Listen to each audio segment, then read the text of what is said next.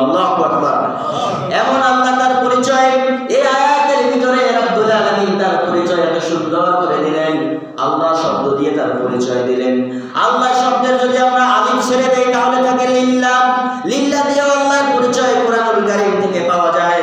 রব্বুল আলামিন বলেন লিল্লাহি মা ফিস সামাওয়াতি ওয়া মা ফিল আরদ। আল্লাহু আকবার। আসমান আর জমিনের ভিতরে যা কিছু আছে সব কিছুর মালিক একজন, তিনি কে? তাহলে আল্লাহ শব্দের আলিফ ছেড়ে দিলে থাকে লিল্লাহ। লিল্লাহ দিয়ে আল্লাহর পরিচয় পাওয়া যায়। আবার লিল্লাহ শব্দ থেকে লাম ছেড়ে দিলে থাকে লাহু। লাহু দিয়েও তার পরিচয় আছে। লাহুল মুলকু ওয়া লাহুল হামদু ওয়া হুয়া আলা কুল্লি শাইইন কদির। আল্লাহু আকবার। লাহুল হামদ, তার জন্যই প্রশংসা, তার জন্যই রাজত্ব করেন। আল্লাহু আকবার। আবার আল্লাহ শব্দের লাম ছেড়ে দিলে থাকে হু। এই হু দিয়ে আল্লাহর পরিচয় পাওয়া যায়। সুবহানাল্লাহ। হুয়াল্লাহুল্লাযী লা ইলাহা ইল্লা হু। আল্লাহু আকবার। তাহলে আল্লাহ শব্দের আল্লাহ দিয়েও তার পরিচয় পাওয়া যায়। আলিফ ছেড়ে দিলেও তার পরিচয় পাওয়া যায়। লাম ছেড়ে দিলেও পরিচয় পাওয়া যায়। আবার লাম ছেড়ে দিলেও পরিচয় পাওয়া যায়। সর্বশেষ অক্ষর হু দিয়েও তার পরিচয় পাওয়া যায়। আল্লাহু আকবার। রব্বুল আলামিন তাই শুরু করেন আল্লাহু লা ইলাহা ইল্লা হুয়াল হাইয়ুল কাইয়্যুম। আল্লাহু আকবার। আল্লাহ হচ্ছেন তিনি, যিনি ছাড়া আর কোনো ইলাহ নাই। আমাদের ইলাহ একজন, তিনি কে? রব্বুল আলামিন বলেন সব নবী আর রাসূলকে আমি পাঠাইছি, নবীরা যাও এক ইলাহের দাওয়াত দাও। আল্লাহু আকবার। সাইয়েদনা নূহ আলাইহিস সালাম গেলেন, তার সম্প্রদায়ের কাছে গেলেন। নূহ গিয়া সম্প্রদায়ের কাছে দাওয়াত দিলেন, ইয়া কওমি ইবুদুল্লাহা মা লাকুম মিন ইলাহিন গায়রু। ও আমার সম্প্রদায়ের লোকেরা, এক আল্লাহর গোলামি করো, এক আল্লাহর আইন মানো, এক আল্লাহর বিধান মানো। পৃথিবীর আর কোনো কিছুর বিধান মানা যাবে। নূহ আলাইহিস সালাম গিয়ে ইলাহের দাওয়াত দিলেন।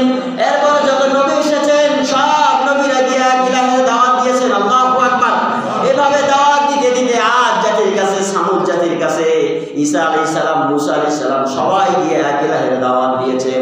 এই দাওয়াত দিতে দিতে আখিরি জামানার পয়গম্বর দাওয়াত দিলেন লা ইলাহা ইল্লাল্লাহু মুহাম্মাদুর রাসূলুল্লাহ সাল্লাল্লাহু আলাইহি ওয়াসাল্লাম। আখিরি জামানার পয়গম্বর গিয়ে দাওয়াত দিলেন লা ইলাহা ইল্লাল্লাহ, এক ইলাহ ছাড়া কোনো ইলাহ।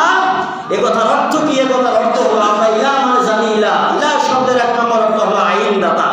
সব নবীরা গিয়ে জানালো পৃথিবীর মানুষেরা, মানুষ কখনো আইন দিতে পারবে না, মানুষ কখনো বিচারক হতে পারবে না, মানুষ কখনো শাস্তি দিতে পারবে না, মানুষের কখনো রাজ্যপতি হতে পারবে না, মানুষের ইচ্ছায় কোনো কিছু হবে না, একজনের আইনে হবে, তিনি কে?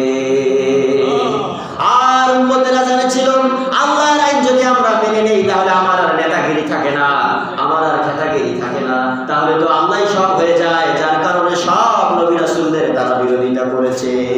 নাউজুবিল্লাহ। সব নবী রাসূলদের বিরোধিতা করা হয়েছে। এই কারণে একটাই দাওয়াত দেওয়া হয়েছে, পৃথিবীর মানুষেরা, আমার উম্মতেরা এক আল্লাহর আইনে চলবে, এক আল্লাহর বিধানে চলবে, আল্লাহর আইন ছাড়া আর কারো আইন চলবে। আখিরি জামানার পয়গম্বর একই দাওয়াত দিয়েছেন।